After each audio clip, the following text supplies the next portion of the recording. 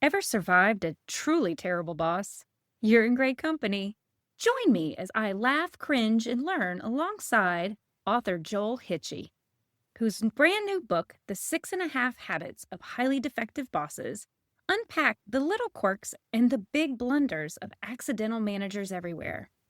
Expect practical tips, relatable stories, and a sneak peek into the half habit that might just save your sanity, or at least your next performance review. Welcome back, everybody. Today is a very special day because I have a fellow author joining me with his very newly released book. And so we're going to jump right on in and introduce Mr. Joel Hilchey. How are you doing today? Hello, I'm doing great. Hope you are too. Cannot complain. So I am so thrilled to have you on the show. I'm thrilled that we're getting you at the launch of your book, which is super exciting. I've been where you are, and I know how exhausting, yet exciting, yet stress-filled this moment is for you. It's a whole marathon, like the writing was done so long ago, but then it's all the other pieces, the audiobook recording, the sharing it with people, talking about it. It's all the after the writing it part is done that is actually much more nebulous, but like much more challenging and much more important, probably in the grand scheme of things too, It is. But it's been a great journey so far. So since we've told you you've written a book, tell us a little bit about the book. Sure. The book is called The 6.5 Habits of Highly Defective Bosses, Serious Lessons for Accidental Managers. And it started, I wrote an article series a few years ago. And as I talked about it with people, they said, "Oh, that's funny. You should write more about that." And what do you do about those things, by the way? And talking about bosses sort of has a joining on effect for people where they want to share their stories. "Oh, I had a boss once." Yeah, absolutely. And you wouldn't believe this. And it became sort of a little challenge in my mind of like, do the stories that people are sharing, about their bad bosses, do they fit with my model? And I got most of them right, but a few of them adjusted over time. Once I said, I'm going to make this a real book, then it all kind of came together really nicely. And all the stories that people had shared became kind of part of it. And I realized, of course, my own journey was as an accidental boss, accidental manager. And so it was actually a really fun process to write as well. So I've read the book and I really enjoyed it because I feel like you and I created this kind of content with a very similar purpose. We wanted people who maybe weren't being the best bosses or best leaders that they thought they could be, that it was okay because we had been there too and we've made all the mistakes too. And sometimes even with the best intentions, we can get it wrong. And 100%. I loved that. I loved how the tone of it is so I'm saying this for the listeners out there. You should go get it. Simply because it is so practical and it is so approachable and there's humor in it, because I caught myself laughing because I remember the same thing. So when I was doing my book, when I was doing my book, I did the same thing. I went and asked a lot of questions, and I also had the same thing where every single person had a story to share with you. Yes. Which is why I was laughing, because one of the stats you have in your book is 1 in 5 people have had a bad boss. And my first thought was, I'm pretty sure 5 out of 5 people have had a bad boss based just on talking to folks. It seems like not a single person has ever gotten around that experience. I think the stat is that 1 out of 5 people has a bad boss at any given moment. And that would make more sense. Yes, but I should check that actually now that you bring it up and say, oh gosh, did I get that stat wrong? Apparently lots of people, most people have had some experience with a boss that's like not ideal. I don't know if I've ever asked somebody who's, let's say age 25 plus, where they've said, gosh, I can't think of anybody that I've ever had. Often, most people can go back even into their, teenage years. I had a part-time job at a swimming pool once or something, and the boss didn't seem to know what was going on. and they don't identify it at the time necessarily, but Yeah. then they look back at it later. And you're totally right about this like feeling of, well, I guess wanting it to be approachable, but like most people, when they have a story about a bad boss, they often seem to start it with some version of like, he's a good guy, but or like she really is successful in what she's built here. But like as a boss or as a manager, they or bad bosses are usually, I think, good people. Yeah. There are occasional bosses that probably are like just they're so far on on the scale of bad bosses that you go, I don't know if I'd want to hang out with that person ever. But a lot of people kind of said, I really actually liked my boss as a person, but I did not like them as a manager for our team. They were terrible for this. And they identified much smaller things, that were just sort of annoyances or like a nuisance almost, but that end up having these kind of big effects on the team and their own working environment. So I fully agree with that. Yeah, we've all been there. That we've all done it, as you say. But that's so important, and I think it's a message that begs repeating.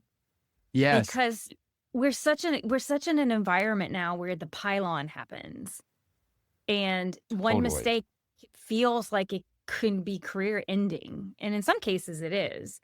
Yeah. But to your point, I feel that so many leaders, what they get wrong are the little things.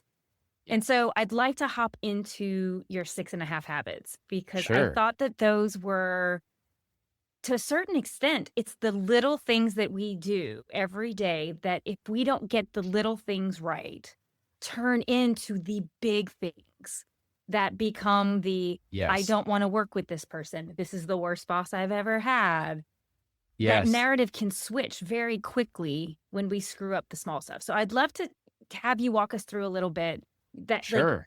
which of the habits, so for the people who they haven't read it yet, talk to me about what of your habits would you say is your favorite one that you see as maybe the most common? Okay. Actually, I'm going to go with what people will ask the question about first, which is what's the half habit? And so I like the half habit. I like the half habit. The half habit is consistently inconsistent, which didn't really feel worthy of full habit status. Does inconsistency equate to habit form? So this is the thing. So habitually inconsistent or consistently inconsistent really is about failing to provide enough consistency to be predictable.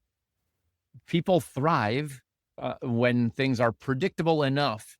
They need certain, I don't know if it's metrics or goals. If you've ever had a boss where their priorities shift like daily, and you work hard on a thing, and then that project didn't matter in the end. They go, oh, well, that was a waste of time. Then why did I do that?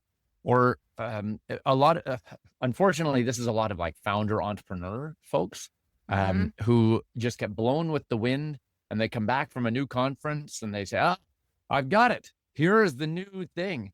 And the staff are left sort of, or the team is left in this kind of swirling chaos around them, trying to pick up the pieces. And often the team themselves end up almost like being the executive function for that leader. They can't remember, they don't have lists, they whatever it is, they don't feel like this person is trustworthy with like guiding the team. One of the techniques that comes out of this is like be a lighthouse, not a disco ball.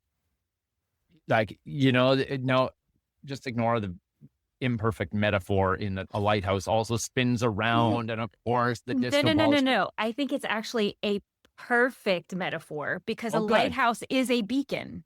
Yes. It is to provide direction. It is a beacon. And yes, the light spins, but it's so you know where the center is. Yes. Versus a disco ball, it just emits light in every single direction. And it's beautiful to behold. Yes.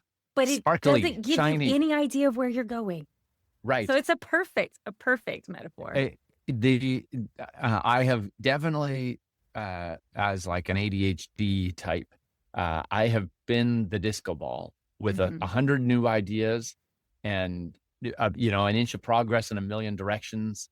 That sort of thing. That's really hard for the people around you or around me, to handle. And so the key is you don't want to create too much consistency because that's boring and that's stagnant, and then you don't adapt or grow. Think of like places that have too much policy focus and not enough kind of what's actually real here. So you need enough consistency, but not too much consistency. So that is habit 6.5. Well, and I As think starting. about that idea about the balance between consistency and flexibility. So you Yes. and I are kind of opposite. So you're saying you have very much your attention is splintered. I was like the program project manager. I am the one that Mhm. takes the U's and figures out how to build the plan around you to execute to fulfillment. Yes. I am the one that when the leader would come back from vacation with an entirely new strategy of like, we have to do the old strategy plus the new ideas Yes. because, and we just have to fail fast. And so that meant teams were stretched even further. Mhm. And you were often left with the idea of what was this even for? Because you're doing so much work that ends up Yeah. going nowhere before the next idea came, and basically maybe sometimes undid work you just spent a year doing. And Yes. I Y- feel you. When you just were saying all that, I was like, oh, I know that leader. I know that leader Yes. personally very well. Yes. So if that's you, maybe one basic tip to remember. There's a section of each chapter called Yeah. "Techniques to Be Less Terrible," because let's keep it reasonable. Um, so I just suggest 3 priorities maximum. Yeah. And the story there is that the word priority for most of its existence actually meant the thing that comes before all others, and it was a singular priority. Um, and then we sort of adapted it to mean like important things, priorities, many of them. But if you've got 8 priorities, probably you're not very focused. And a cool little mental technique that I heard about, and I wish I could attribute it properly, but maybe it's out in the world now. You write down all the things that you are supposed to be taking seriously, all of your priorities, and you rank each one on a scale of 1 to 10. How important is it out of 10? 10 is the most important. And most people give everything, a 7, 8, or 9 on the list. So they've got a list of 17 things, all with 7s, 8s, and 9s, and they functionally have 17 priorities. And so the trick is to put a star beside the 3 things that actually do matter, and you can choose the scope of this. Yeah. But if you had to choose the most, urgent or most important of the things, what really is most important, and then give yourself permission to write down a 10 out of 10 for those things, and Yeah. make everything else a 6 out of 10. Because if you don't do that, probably all 17 things are going to be a 4 out of 10. And most times when I've made significant progress on something that mattered, it's because I dropped a bunch of other stuff that was still important, but wasn't important today or this week or this month. So that's one little technique that people can use for that habit, if you identify as the consistently inconsistent folks.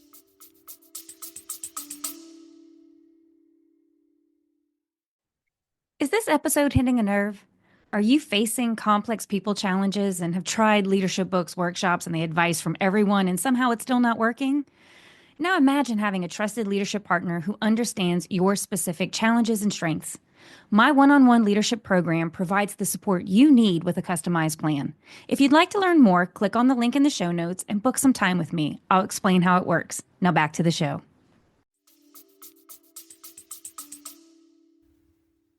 So that is the half habit.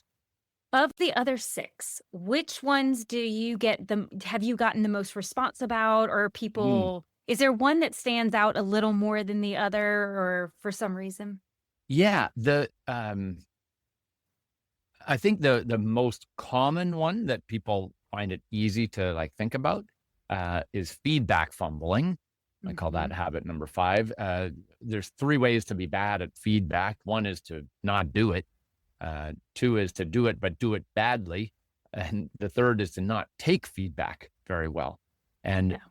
most people can identify with one of those things. It feels like, they say, oh, I would rather not do this.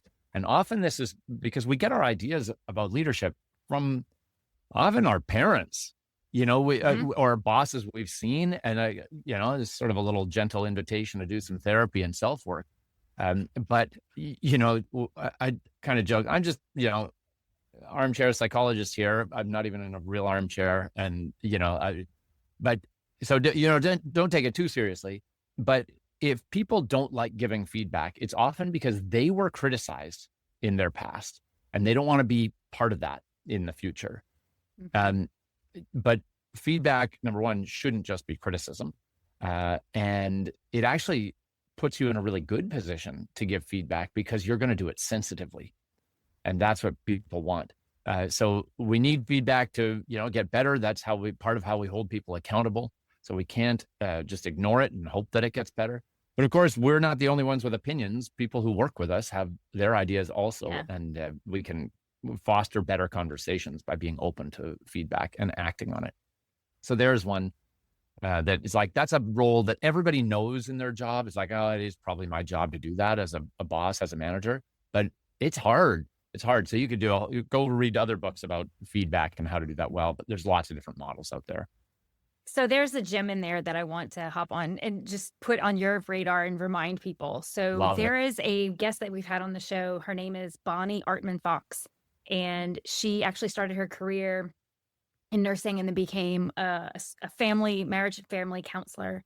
And she actually says how you engage in conflict is heavily based on family systems and what Yes. conflict looked like in your home.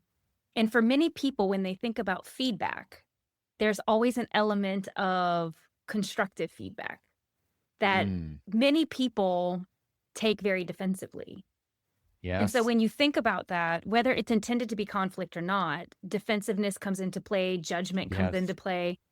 And I absolutely adore, I love every opportunity I have to work with her because I had never really thought about, I mean, I've heard of family systems. You hear about that, how the work environments will mimic family dynamics. And, but I had never heard the conversations that we have had about how we show up in a conflict situation is directly affected by how conflict was handled in our home. And to your point, so yes, go do some reflection, because if every time conflict comes up, it's bringing out the worst in you, or you're fumbling along with it.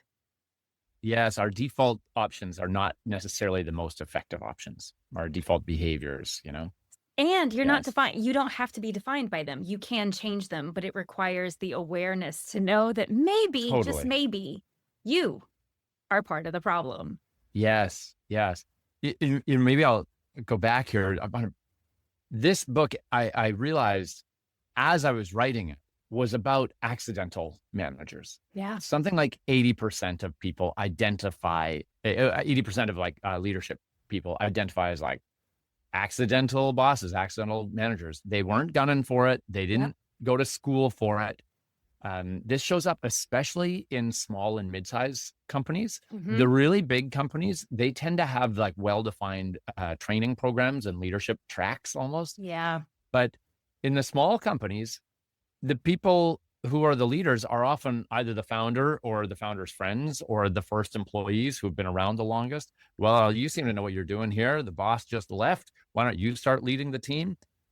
Maybe people who have like a good relationship with, some other people on the team. Yeah. Say, well, why don't you lead? And the accidental nature of this is that many people are like years in before they realize that they're the boss, that it's their job to do these types of things. I talked with some folks who do a podcast about credit union leadership. And they said, I don't have the research for this stat, but they said the average manager in the credit union space is a manager for 10 years, 10 and a half years before they get leadership training. Like that, it's like, oh, no wonder Oh my it's hard, gosh. right? So people are fumbling their way through this stuff. Holy Um, smokes. so even if that's half true, you know, even if it's 5 years, it's five too many. But Even if I it's get 5 it. months, like Yes. the damage that can be done Oh, totally. unintentionally. Yes. So Yes. some of what you wrote in your book, you talk about that, like, so this particular part, I think about how many people get promoted because they're good doers. Yes. And it's just the assumption that a good doer is going to translate into a good leader with Yes. no support. Right. And again, Uh, the lack of support is how you end up having a bad boss. They don't intend to be a bad boss. They just don't actually know what you're supposed to do. yeah. Especially It, to your point, if they never ever intended to lead people, that may have not even been something on their radar that they needed to think about. And correct. oh God, just the idea of somebody drowning for 10 years. Imagine like the weird engagements Turnover. and the turn, and all because they simply didn't know how to do better. Yes. It's heartbreaking, to think about. I think habit one of the book is called function forgetting. And this is sort of a good foundation to say, yeah, what are my roles as a boss, as a leader, a manager?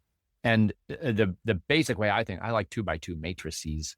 Um, so, think of long term and short term on one Yeah. axis, and task and people on the other axis. And so short term task focus, that's the project doing part. That's often where the kind of technical experts emerge from. Yeah. The long term task focused is strategy based. And so now when you're the boss, now you're not just responsible for doing the things, you're saying at least part of the time, are we doing the right things? You're doing the prioritizing for the team. Mm-hmm. The short term people focused side is the team dynamics. Are people getting along? So many bosses, they come and say, gosh, my team members all came to me like, I'm the leader, but they're asking, they've got these problems. Can't they sort it out? It's like, no, they're coming to you because you're the boss, you're the manager, and they want some help with that. So that is sort of always on your radar potentially. Mm-hmm. And then the one that most people either forget about or sometimes even actively avoid is the long-term people focused side, which I think of as those career development conversations. So like, Yeah. for instance, when you go in and you're a boss, it's like, oh, you know what you're doing. Why don't you lead the project? Rarely does anybody say, also, can you make sure that the people on your team are like fulfilled from a career development perspective? Can you have an annual conversation or so with those people and make sure that like this company and this team is the right spot for them? Nobody says that. You figure it No. out if maybe people leave. And this is how I figured it out, right? I had an assistant for 2 years, never once had a career conversation with her. She applied for the job. I assumed she wanted the job. And then she said, I've gone and found a full-time thing at this other place. I was like, oh, and she was totally amicable. But I Yeah. realized like, oh, I've never asked her, like, do you see yourself here for another year or two or 10 or like, what is that? So managers often feel sometimes like even having the conversation is coaching somebody out of their role. Yeah. And so there's this tension. They say, well, I want them on the team. But the mistake mentally is like, they're already thinking about that. Just assume they're thinking about leaving and what their next step is, or not necessarily leaving, but what is their next step? And you Yeah. get the choice as the leader to either be part of that conversation or to put your head in the sand and hope that it is not happening. Yes. So that's that function forgetting. Like a lot of bosses just like don't do those four things. The hack is to get time on your calendar for those four areas. But I don't know what comes up there for you, Kimberly. Thinking of other stories that I can see your brain going on it. I mean, I'm agreeing with everything you're saying. It's Yeah. the idea that, so I just led a workshop yesterday around all around like boundaries and like getting in. It was all around leaders who are struggling with time, right? Priorities, time. There's not enough of it. There's too many meetings. There's too many emails. And Yes. so we basically broke it down of like, well, let's talk about how do you break your time down? What Mm. if you had to decide, like, what is actually important Hmm. versus like it's important, but technically somebody else could do it. Yes. And then the other one being like, it seems important at the time, but it actually drives no value. And then like, Right. what is just you're doing it because it's the way it's always been done that way. Sure. And is maybe habit, people pleasing out of guilt, but actually drives no Mm. value for you. So it wasn't until we actually started asking those questions and then say, you realize you as the leader are your greatest asset. Mm. Your time and your attention are your greatest asset. You are in the role you're in because of who you are, what you know, and what you can do. It's a And if beautiful way to you think about don't it. protect that by leveraging your calendar as one, Yeah. like I'm looking, like if you, that's a simple thing you can do. And that's always been my Yes. mantra is what makes or break people comes down to the littlest things, but it's Yeah. 100 little things. It's not like two, it's 100 Yeah. little things. Like knowing that as a leader, I have to think about the engagement of my team. Yes. When are you creating time to actually think about your team, ask Yes. questions of your team, like reminding yourself because you're being bombarded with so many messages every day? Leverage the tools around you to make you successful. Schedule stuff for yourself. Make it a non-negotiable. That is as Yes. important as anything else you're going to do, because if your team keeps leaving, eventually HR is going to come back to you and you Yes. might be What's next. going on here? Yes. You know what I mean? Yes. And so like, but those kind of things, it's the message to me of how do you schedule stuff? Use the systems to your advantage. Ask hard questions. Protect your investment of time so that you Mm. can create the capacity for the things that actually mean the most. And yes, your team is very high on that list of what matters most, Hmm. because without them, you're a team of one, and that is a really hard and lonely place to be. Yeah. What changes when you go from a doer, a producer to a manager?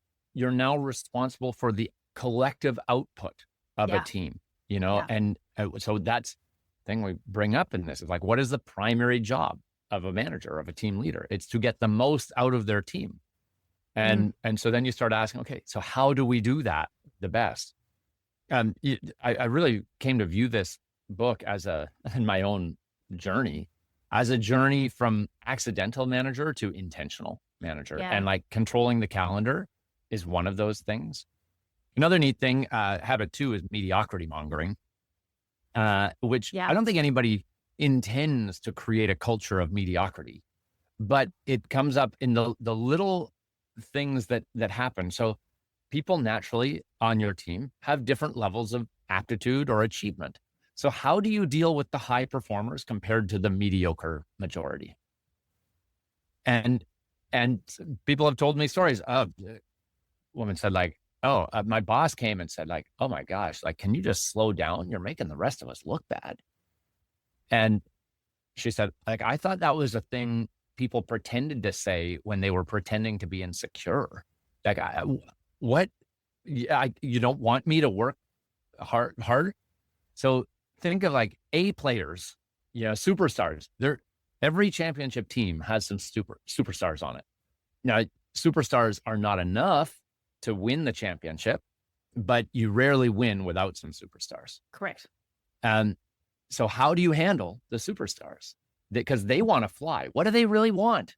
They want to do good work. They want to be amazing. And they want to be celebrated and recognized and achieved. And what they don't want is to be held back. Say, no, you take a back seat here. So if your actions are driving away or discouraging Yeah, your high performers, yeah, that's a problem. And people may not intend to do it. Why would you discourage your high achievers? But all it takes is some comment like that, or they just fail to get the recognition. yeah, It's like all the people back in elementary schools, like, well, so-and-so didn't do their part of the project. Are they going to get the same grade as everybody else? And, yeah, how do you think about that? And so this is something that managers can think about. How do I want to approach this? yeah, Do I want to cut down the tall poppies or water the tall poppies? It turns out there's different expressions around the world for this. So it's a common thing. So this is you. Don't worry about it. Like, there's a whole expressions, the Yeah. tall or the nail that sticks up gets hammered down. That's one of them. It's like, uh, how do we want to approach these things? Another little set of things is habit 3, which is hassle making. And hassle making, you think, why would you want to make a hassle? But good managers will remove the barriers from Correct. people, not add them in. And policy tends to be a bit of a hassle for people. Standard operating procedures. They're useful though, but where people feel that they're a hassle is where they don't understand the purpose of it. Yeah. So part of your job as a manager is to explain why you do things the way you do and make sure everybody buys into the process. And then actually try to look at what is annoying people and help them dismantle those obstacles. One of my favorite stories. This is Well, an Joe, I old just want to story point now. out that Oh, that please, ties please. back to your feedback is that if you might be one of their barriers. You might Yes. be, but you won't know it if you don't create an environment where people feel like they can give you feedback without you Totally. becoming defensive or might retaliate in some odd way. Totally. Yeah. How many times have we been the bottleneck on some process? Oh, I'm waiting for your approval. How many times I've gone, hey, where are we on this? I sent you an email about it a week ago. Did you see the email yet? No, I didn't respond to the email yet. I was waiting for you, and I'm the one that's disorganized, right? I'm liking I'm how a like these bottleneck. play off of each other. Oh yeah, so my favorite story about the hassle making thing is there's always these reasons why we can't get stuff done that we want. You remember back? Are you old enough to remember cathode ray tube computer monitors? You remember the big clunky computer monitors? And Mm-hmm. so this woman, she was retired. She said, I worked for this municipality, and we had these big monitors, and the sun would shine in the window, and at a certain time each day, the reflection of the sun on our computer monitors, we could not see the computer monitor, and we couldn't see what was on the screen anymore. And there were enough of us in this office that there was literally no way to rearrange the desks and the computers. And so they said, we put in requests for blinds for the window, didn't happen. We put in requests to physically change or move the office or get curtains, something, screen glare reducers. None of it happened. She said one person ended up sort of setting up this makeshift kind of jerry rigging his cardboard box and worked in a little cave so they could see their computer monitors. But most of us said we just took a break at that time in the day. It changed throughout the year, but it's in the spring and fall, twice a year, the sun is shining in, and mid afternoon. Oh, we can't use the computers now. And they just took their lunch break then. And how much productive time is just lost because, this thing doesn't work. And on a more practical level, although we don't have cathode ray tube monitors, one of my pet peeves, it's how much time, the password remembering, or when you don't have the right permissions for things, people are I was waiting for the permission to do this thing. All of these things are just hassles, for people. And good bosses, I talked with the guy in investment banking. He said, to me, a good boss is somebody who will go to bat for what you want and has the juice to deliver on it. They need to help you get what you want, and it's not even what you want, but what easier. you need. Make it easier to do the job. Yeah. So those are kind of the fun ones to me. Credit ceiling and finger pointing is habit number 4. Yeah. And that's really about bosses who hoard the credit and dish out the blame. I always imagine the cartoonish, villains as who have some crony sidekick, right? And they send the crony sidekick out to do all the dirty work. And while they're out doing, the villain is pumping themselves up, going, I'm the smartest villain in the world. And then, of course, it never works out. And the crony comes back and it messes up. And, of course, he points the finger at the crony. He's like, you fool, you imbecile. How could you ruin my plan? And it's, of course, set up that even 6-year-olds can see, the big-headed villain is the real imbecile here. This poor sidekick is taking all the blame. But managers do this often out of their own insecurity. They say, I need to look good for my boss, maybe, but people want recognition. So share the recognition and take the blame. even if you take your part of the blame, it'll make it easier for other people to take their part of it also. Again, one of the thoughts that keeps coming back to me is we make it seem so easy, but so much of this also is tied to the culture of where you are. Yes. And I often think about how many people I saw move into leadership positions who became different people because of the result of the boss right above them. And so in order for Yes. them to survive, they had to become slightly different than who we knew them to be because the culture was Yes. one that was not supportive of certain things. So what Yes. would be your advice to someone in that situation of like, this sounds great, but some of these things are the culture of where I work. Mm, And in order for me to yes. be successful, I have to model the behavior of maybe someone who is not a good leader, but they're in a position of power. Yeah.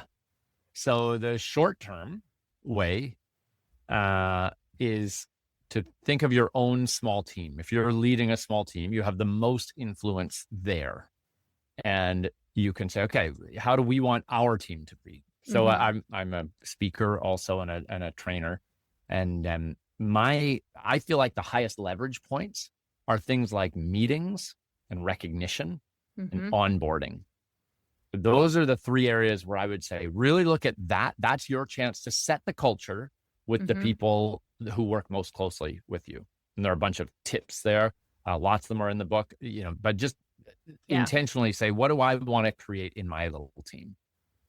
The next step is if you can communicate your philosophy with your boss, then at least it puts it out into the open for like where there might be differences. So if you say, I view my job as a leader my job is to get the most out of my team. The way I think I can best do that is to give them the recognition and like really honor each of their contributions.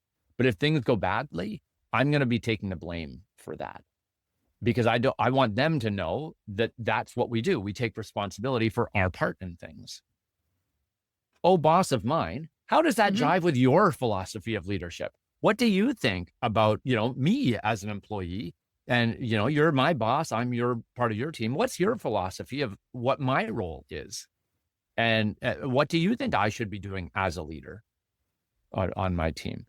And then if they really have the honest feeling that like, well, in this workplace, I don't think that you taking the blame for this is going to get you ahead. I think you should be hiding that. And I think you should be pointing the finger down at the new employees who are messing up, because then they will get fired, and we have a very strongly, maybe hierarchical or a ranked system. Even lots of companies have that, where the bottom two get fired and the top two get promoted, and it forces them to make that choice. And then you get to say, interesting. Okay. So you're not advising me to share the recognition equally amongst the team. Like, I'm concerned that would create this sort of environment. What do you think about that? And you get to have that open conversation. That's probably not an easy conversation. If it really is baked into the culture and it really doesn't jive with you, probably the longest term option, you want to be finding a different place that does fit your culture. But, start with the smallest kind of, circle of control. This is what I can do on my team. Second step, talk openly about it so that at least your boss knows that you have a different approach, and it's a conscious approach. It's not an approach that's coming because you just like are an imbecile and you didn't think to do it better. You're saying, this is my strategy. What's your strategy? And what many bosses might say is, oh, that's a neat way of thinking about it. I hadn't actually thought about that before. And you might actually bring them around to your side a little bit. I agree completely. I always say focus on what you actually can control. Yes. There's so much out in our world that we cannot. You cannot 100%. control what your boss does or doesn't do, but you can absolutely decide who you want to be every single day you walk into the office. Or you log into the office, or however your situation is. Yes. You get to choose every single day. And some days you'll be better than other days. 100% But you still will be. start each day almost with the ability to try to be at least incrementally better than you were the day Yes. before. A little less terrible. A little less It, terrible. yeah. You know, I don't know, I think it was a New Year's thing. I wrote about this in the book to kind of finish it off. It's like, where am I going with this? And I realized this little thing that I did almost by accident ended up having a pretty big impact on how I managed. The little thing was that I was in my, year planning. I think it was around a New Year's time. I was like, well, how do I want my team to be? And I wrote down something like, I want a happy, proud, grateful team. I want them to feel, I run a small business. We run a training company. Mhm. We're small. We've got 5 full-time, another dozen part-time and contract staff. And I want people to feel like proud that they work with us and grateful for the opportunity. And so then I was like, okay, that's how I want them to feel. So what do I need to do to make that happen? I'm the CEO of the thing. And 3 words came to mind. It's like kind, fun, generous. Maybe that's how I do this. Kind, fun, generous CEO. So I wrote down those and I put them on a sticky note on my whiteboard or whatever. And occasionally I look back at those little 3 words. And when you're talking about like, how do I want to show up today?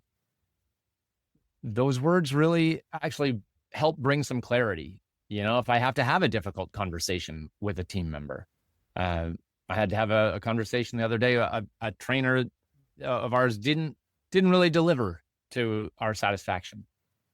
Okay, well, how do I approach this in a kind, fun, generous way, as much as is possible right now?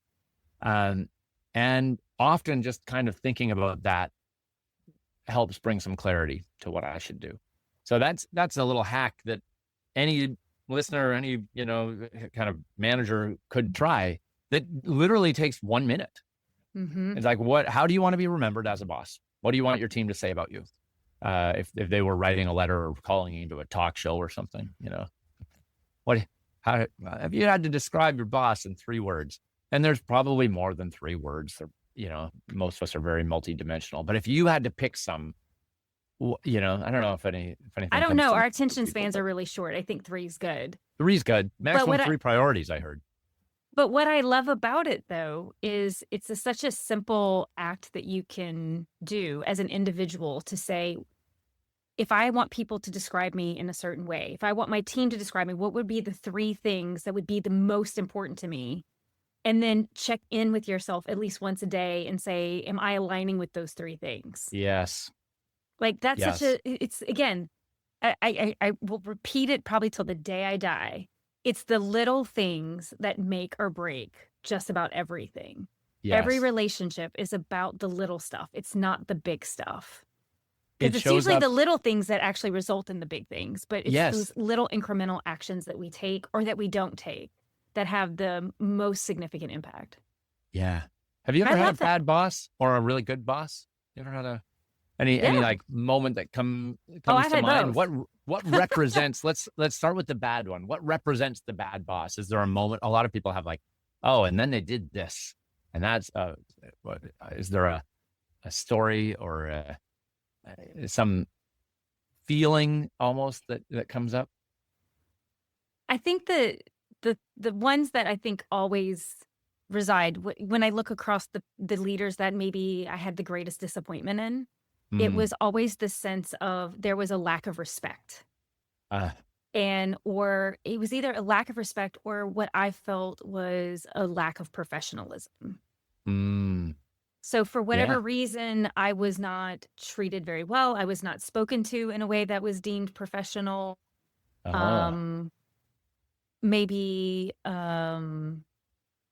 Maybe to some degree I felt maybe I was taken for granted, kind of what you talked about earlier, where it was like, do you even see me? Do you even, does it even register that way, what you just said, or how, like, the behavior that just took place is absolutely not appropriate.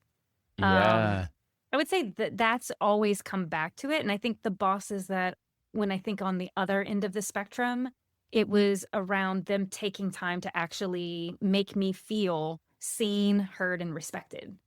And even if we didn't agree with each other, Like that Yes. was even better because when we did disagree, I immediately knew their disagreement was coming from a place of like care and Yep. integrity. It wasn't coming from a place of personal attack or something that just wasn't something that you would care to associate with a professional situation. Yes. Yes. And because usually that was the thing when it was not good, you felt that it was a personal attack. It was something they had a grudge, or there was something personal about you that was the problem, and that may not have been the case, but it felt that way.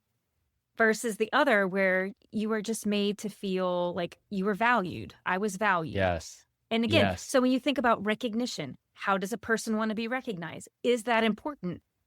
Ask Yes. yourself, is it important if you feel recognized? If the answer is it remotely yes, then it matters to your team. Yes. And Yes. learn how they want to be recognized and valued. And I think people don't ask those questions because they're scared it's always going to be something related to a promotion or a raise. Mm, But the truth is, for some people, it is not. And you don't know until you have that dialogue with someone. totally. So I In was an kind ideal Yeah, go ahead. world, all of us would separate our professional achievement from our personal sense Yeah. of self-worth. But in the non-ideal actual world, Yeah. most of us have our professional achievement sort of intertwined a bit with Well, our because you're in your professional life so Yes. much of your waking life. Yes. I always tell people this idea of a work-life balance is an illusion. We live one life. And it's the choices of that, of how you navigate it. So this thing of like, I can Yes. be one person at home and I can be one person in the office. Maybe that was possible before. I would say that was probably more possible before COVID. And then COVID happened and blew the doors off of everything because Yeah. everything merged into one.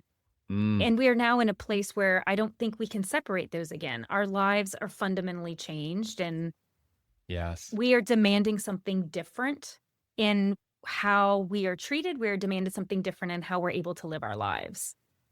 Because Totally. we now, I think, view life as something much more precious and much shorter than we've often convinced ourselves it really is. Certainly many people do. Yeah. Yeah. Yeah. What you just talked about with your bad boss actually alludes a little bit to the sixth habit, which is the one I didn't mention yet, which is bully bossing. Yeah. So bully bossing, it doesn't have to be the kind of big goon.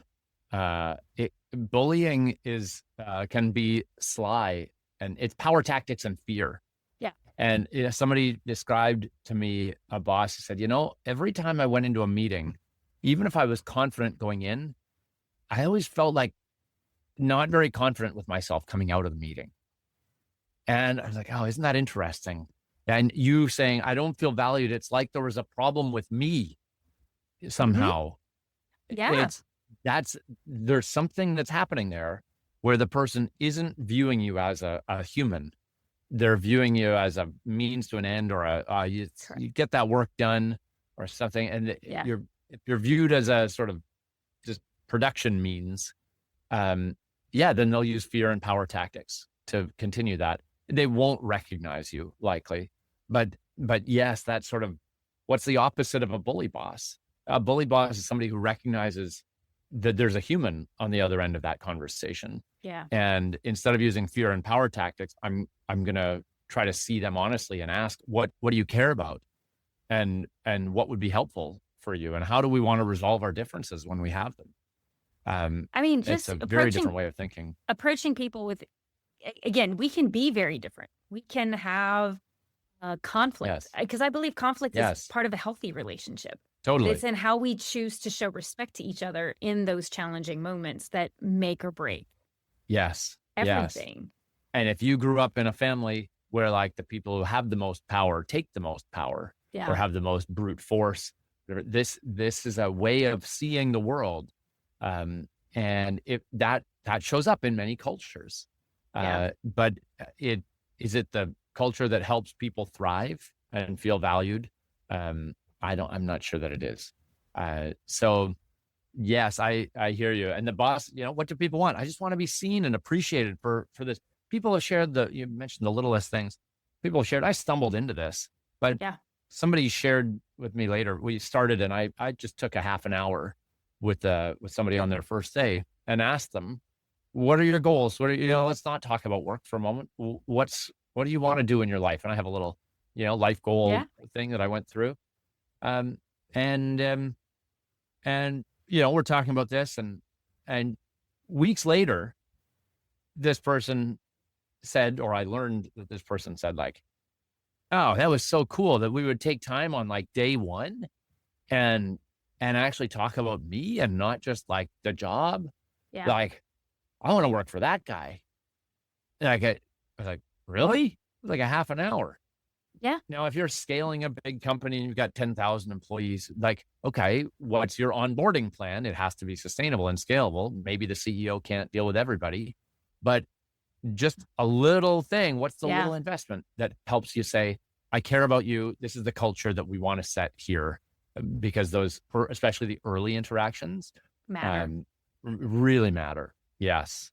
Well, and again, it's it's understanding the culture you want. Yes. And what are the behaviors that get you that culture? Yes. Yes. And again, and to beat a dead horse, like, it's not always the big things. It's making somebody feel seen. It's taking time to make sure that people realize that you see them as people. Like, it's the littlest things that can have the biggest impacts. And totally. One way you can do this, if you're looking for sort of a practical, if you're listening and like, oh, I'm a leader, where should I start with this? Is go and ask your team, what bothers you? Tell me about what you view your role as and what gets in the way of that. Like, what bugs you? And just like write down the things they say. And probably you can't do stuff about all of them, but like make that list and say, thank you so much for sharing. I'm going to see what I can do. And then like follow up on it.